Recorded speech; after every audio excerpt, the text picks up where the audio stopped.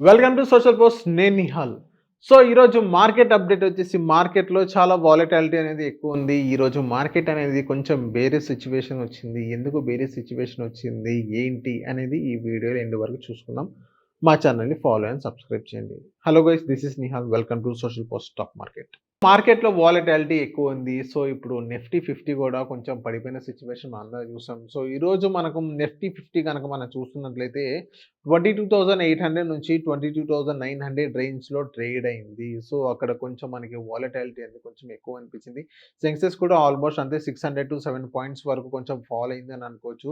మార్కెట్‌లో ఇప్పుడు మనకి ఆల్మోస్ట్ మాక్సిమం మనకి రెడ్ సిగ్నల్స్ మాత్రమే పడుతుంది. సో, ఇప్పుడు మనకి మార్కెట్‌లో మొత్తం మనకి రెడ్ సిగ్నల్స్ అయితే మనకి కనిపిస్తున్నాయి. సో, ఎస్పెషల్లీ మనం చూసుకున్నట్లయితే బ్యాంకింగ్ గాని, ఫినాన్స్ గాని, ఆటో గాని, ఎఫ్ఎంసీజీ గాని, ఇంకోటంటే స్టాక్ ప్రెషర్ అనేది కొంతమందికి ఉన్నాయి. సో, ఇక్కడ ఎందుకు ఇంత ఇంత డిఫరెన్స్ వచ్చిందంటే, సో, ఇప్పుడు గ్లోబల్ అన్‌సర్టెనిటీస్.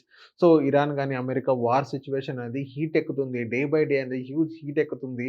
వాలటాలిటీ మార్కెట్ సిట్యుయేషన్ అనేది సరిగ్గా ఎవ్వరికీ బాలేదు. అలాంటి సిట్యుయేషన్స్‌లో కూడా ఎఫ్ఐఎస్ అనేది బయటికి వెళ్ళిపోతున్నారు. ఈ రోజు కూడా ఎఫ్ఐఎస్ అనేది హ్యూజ్ సెల్ ఆఫ్ అనేది చేయడం జరుగుతుంది. సో, ఇలాంటి సిట్యుయేషన్స్‌లో ఎఫ్ఐఎస్ వెళ్ళిపోవడం అనేది కొంచెం బాధాకరం. ఆబ్వియస్లీ ఇప్పుడు డిఎస్ఏ వాళ్ళు ఏం తగ్గట్లేదు. వాళ్ళు కూడా హ్యూజ్ పంపింగ్ చేస్తున్నారు మార్కెట్‌లో మనీ అనేది. అది కూడా ఎంతవరకు పంపింగ్ చేస్తారనేది ఒక పెద్ద క్వెషన్ మార్క్. ఇప్పుడు మార్కెట్ పడిపోయింది కాబట్టి వాళ్ళు అసలు ఆగట్లేదు.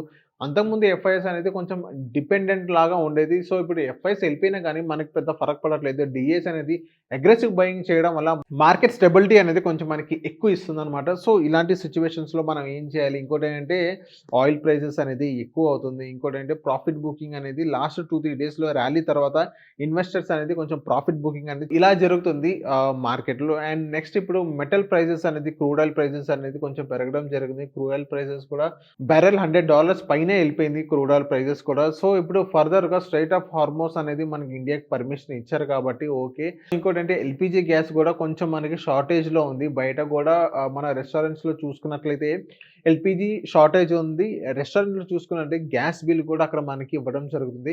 గవర్నమెంట్ దానికి స్ట్రిక్ట్‌గా దాన్ని బ్యాన్ చేయడం జరిగింది. ఎవరైనా రెస్టారెంట్స్ అలాగా గ్యాస్ బిల్ అని కనుక మీకు ఏస్తే సో, మీరు వెంటనే ఫోటో తీసి మాకు షేర్ చేయండి. మా అఫీషియల్ వెబ్‌సైట్‌లో ఆ రెస్టారెంట్ కూడా క్లోజ్ చేసే అవకాశం అంటే మేము తీసుకుంటామని చెప్పడం జరుగుతుంది.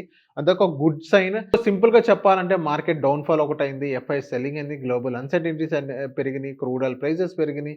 సో, ఇలాంటి సిట్యుయేషన్స్‌లో ఈరోజు మార్కెట్ అనేది కొంచెం వేరే సిట్యుయేషన్ మనందరం చూసాం. రేపు మార్కెట్ ఎలా ఉండబోతుంది రేపు అనేది చాలా క్రూషియల్. రేపు ట్రంప్ ఏం చెప్పారంటే సో, ఇరాన్ పైన రేపు చార్జెస్ అనేది హ్యూజ్ ఉంటది. సో, ఇంకోటంటే హెవీగా మేము చార్జ్ చేస్తామని చెప్పడం జరిగింది. ఇరాన్‌లో చాలా ప్రెషర్ అనేది ఎక్కువ బిల్డ్ అవ్వండి. పవర్ ప్లాంట్ మీద కూడా మీకు ఇంపాక్ట్ పడతదని చెప్పడం జరుగుతుంది. సో, రేపు మార్కెట్ ఎలా బిహేవ్ చేస్తది? రేపు గ్లోబల్ టెన్షన్స్ అనేది ఎలా ఉండబోతుందని మనం రేపు మార్కెట్ అప్డేట్‌లో మనం తెలుసుకుందాం. అందరూ మా ఛానల్‌ని ఫాలో అండ్ సబ్స్క్రైబ్ చేయండి.